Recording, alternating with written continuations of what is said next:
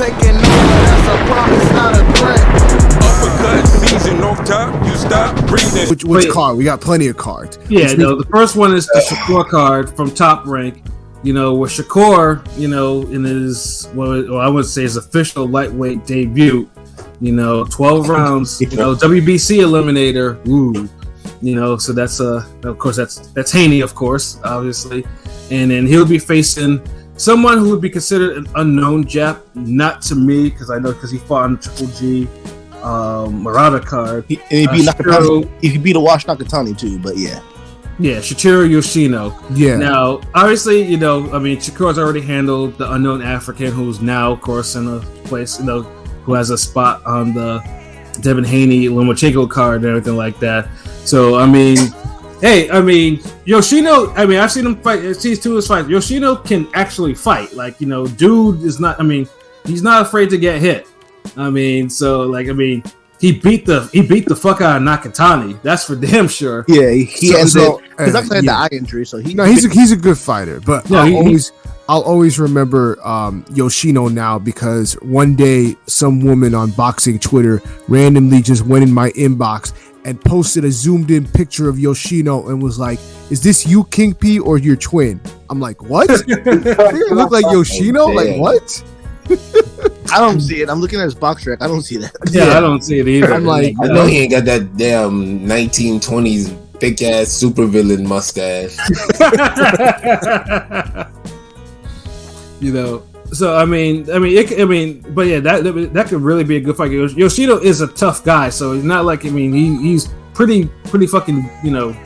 They use the same poster font from damn Golovkin Murata. They get like, yeah, we got some leftover backgrounds from that promo. Like, yeah, throw that Shakur kid on there with this guy. Yeah. I mean, for me, I'm doing wishful thinking. Then anytime upcoming fights for Haney and Shakur, I'm picking knockout. I know it's going to be a UD, but I'm just saying I'm picking knockout till it happens. So yeah, I mean, Yoshino is undefeated. Like I said, he has two really good wins. He's coming off like that, so it's like, I mean, it could be a good fight because we see how Stevenson can handle an unknown Japanese fighter, you know, who will come to fight. You know, he ain't shelling up. He gonna throw. But does he have the speed, the quickness? The skills, yeah, no, probably not. Probably not. I don't know. The skills might be decent enough. I mean, it's Shakur's first fight at 135, but you know, again, we all think. I mean, Shakur, the general consensus is Shakur special. You know, Shakur a big little nigga. Well, technically, it's the second fight at 135 because he didn't make weight for the last fight. Could say so, right? I'm just saying. Yeah, that's true. Right. Shakur ended up fighting at 147. Yeah, he will. I mean, he mentioned 154, but yeah, and I think I see him topping at welterweight. He mentioned 154 before, but no, I think he top out at welterweight probably. Yeah, no, welterweight will probably be his ceiling. If he goes higher than that, then he's probably trying to be he's probably trying to overachieve though. But like I said, I'm not mad at that fight. I mean, there've been other Shakur Stevenson opponents. I'm like, but no, not this one. Yoshino might actually put up an effort, you know, and he will put up an effort. And then, you know, we have the co-main with Jared Big Baby Anderson and George Reyes. So we all pick a knockout or a decision or what? Like probably said decision. Yeah, decision. I'm hoping him and Haney get knocked out eventually soon. It's been a minute. Listen. Shakur and Bivol are the fighters that I'm picking UD till it doesn't happen. This UD all day. Nobody's gonna outbox him, and nobody's getting a decision. Right? Yeah, he got the nickname UD-Vol for a reason. Yeah, UD-Vol. Yeah. One thing I do hope though, I want to see Shakur eventually get his chin tested or in deep waters because he's making it a little too easy. Not saying he's boring. I don't think he's boring, but he just looks a little too. You know, he just. I mean, probably that's the plan, you know. Like if he's making good opponents look that way, like, you know, it is what it is. Like, it is what it is. But I do want to see him in deep water, don't you? I mean, don't y'all want to see him like, you know, tested?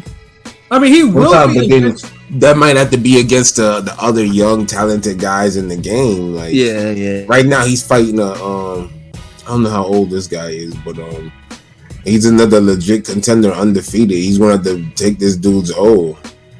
Yeah, so Yoshino is 31. 31, so yeah, he's, you know, his prime. He's a little older, but he's seasoned. Yeah, but he's still undefeated, you know, and he's coming in to fight hot. So I don't think this is a bad fight at all. I agree with Pat. Like I said, it's a really good fight for lightweight. Like I said, and I mean, if Yoshino tests him, like, hey, that's great. I mean, Yoshino has. I mean, if he can just make Shakur fight him, and maybe that's how a knockout could happen. Yeah, I mean, dude. I mean, Yoshino can punch too. I mean, 12 knockouts in his 16 wins, so it's not like he can't. He can absolutely punch. You got some heat. Yeah, you got a little bit of heat in those hands. Yeah, like I said, and I always give a little preference because them unknown Japanese fighters, like sometimes they come out of nowhere. But I mean, I still think Shakur will, should be able to handle the guy. Pause, and probably decision him. But it's a good fight for me. As before, like I said, Big Baby Anderson and Georgia Reyes. Getting both fighters. Now, one of the things too is Reyes is, he can box too. Like he can absolutely box too. But in this particular case, like he's only like 5'11", so that's gonna be kind of crazy. Him going against Big Baby like this, like George Reyes. I mean, I've seen him fight because I know he took the O of someone that was local for me, Cassius Chaney, and everything like that, and Dude doesn't have a lot of power either. That's for damn sure. But he can box a lot. So, Big Baby, and I look at this fight. I'm pretty sure Big Baby should probably knock him out. Like there's no way that this fight should actually go the distance or go long. What about you guys? Yeah, this is not going the distance. Yeah, it shouldn't. I mean, 6'4" to a 5'11" heavyweight. That's a wild size difference. Yeah, Big Baby's not the biggest, quote unquote, tallest, biggest heavyweight. That's one thing people mention is, him aside from him getting hit, is his height or size for the division. Is average. Big Baby is not average. He's 6'4". Like, no, I know. I'm just saying there's like taller guys. Is what I'm saying. That's the thing I hear. It's the style. It's not just the size. I hear people talk about it being kind of short for heavyweight. Since when is 6'4" a small heavyweight? What are we talking about? Like, no, 6'4" is a big heavyweight. 6'4" is a big fucking heavyweight.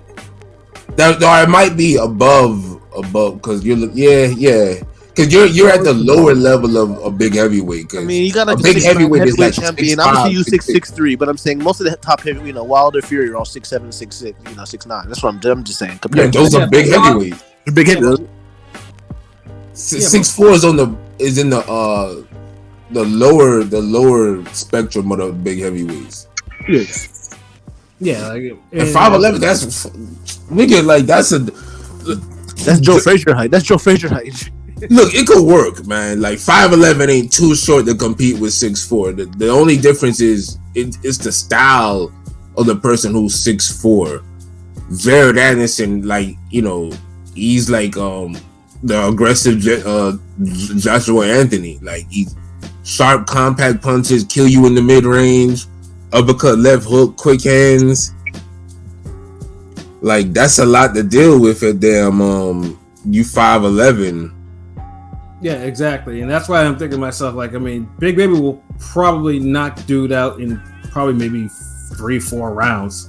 I'm saying, like, and like I said, I mean, Reyes can box, but it's just like I just think the size difference is probably a little bit too much for this. I mean, if he got power and he could box smooth, like you got to be slick to box against that, like, because he's gonna have to, first of all, he's gonna somehow have to stifle Anderson, showing yourself before, kind of slow that onslaught down. Mm-hmm. But then it's like he gotta be offensive enough to where he doesn't get picked apart either. Right. So but then if you get too offensive, you invite exchanges. Yeah.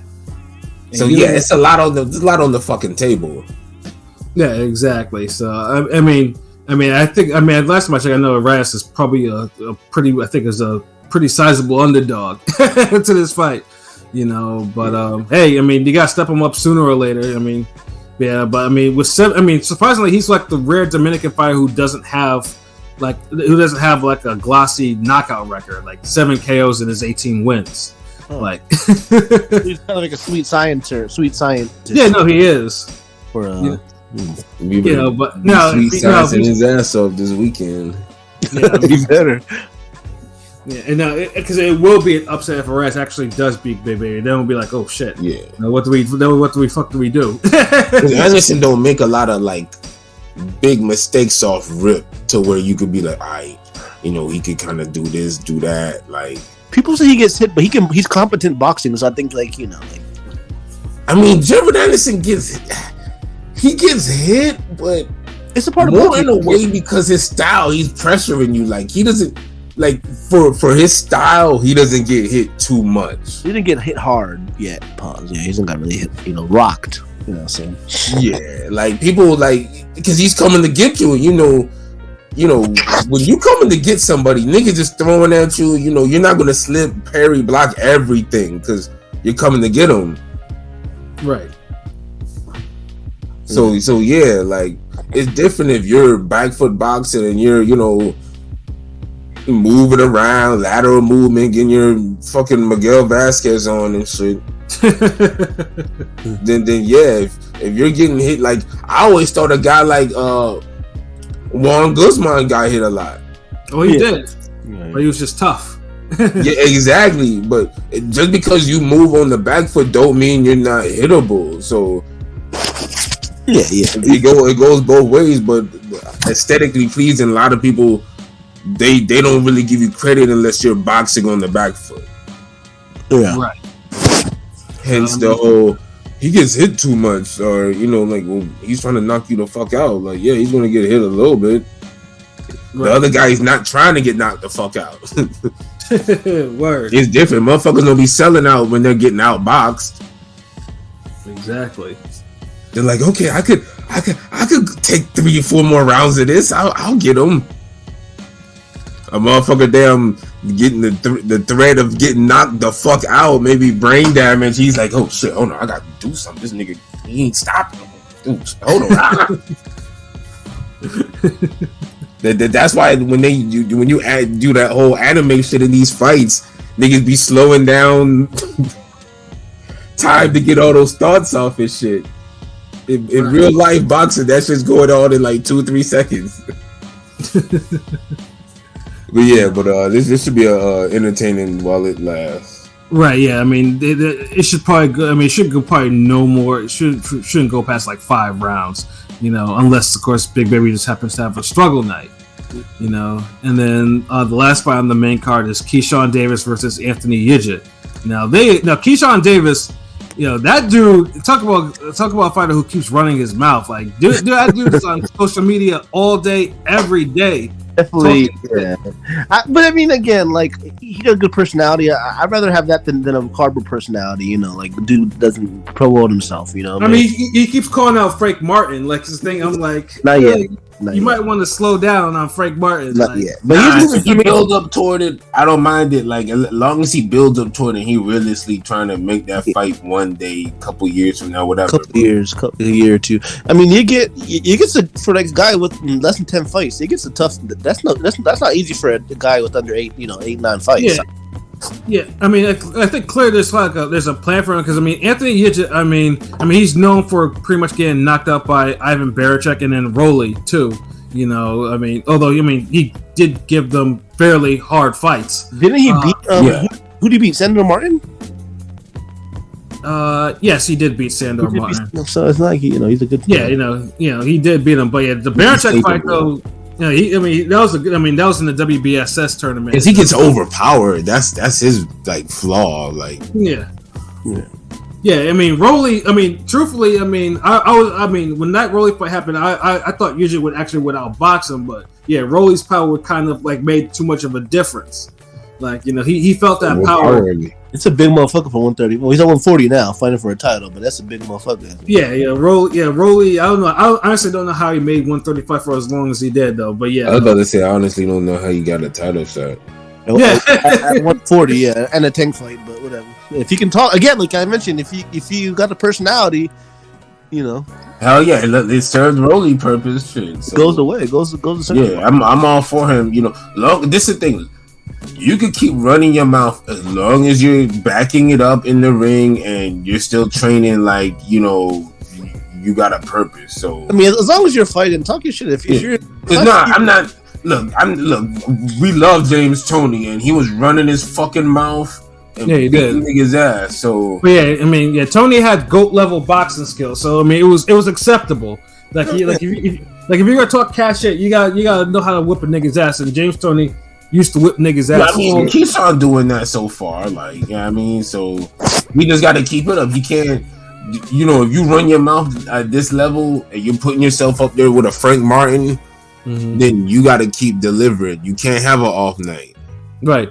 And then Anthony Yujit, I don't think Anthony should give him too much trouble, but like I said, he's only had 7 fights. So, I'm thinking that, Yujit will, Yujit will probably, I'm guessing he'll probably get maybe KO'd late in the fight, But I wouldn't be surprised at surprised at a decision though. But I want Keyshawn to get a KO here. So of course, I think we all do. Yeah, like it's 10 rounds. It's a 10-rounder. So 10 round, he'll get him out. Yeah, I say 7. I'll say 7. Just as a prediction, I'll say 7.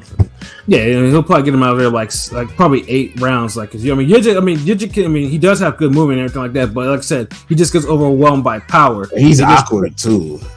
Yeah. So like I said, it's a good step up fight for Keyshawn Davis. So at least Top Rank at least has plans for this. So that's the Top Rank card, and then we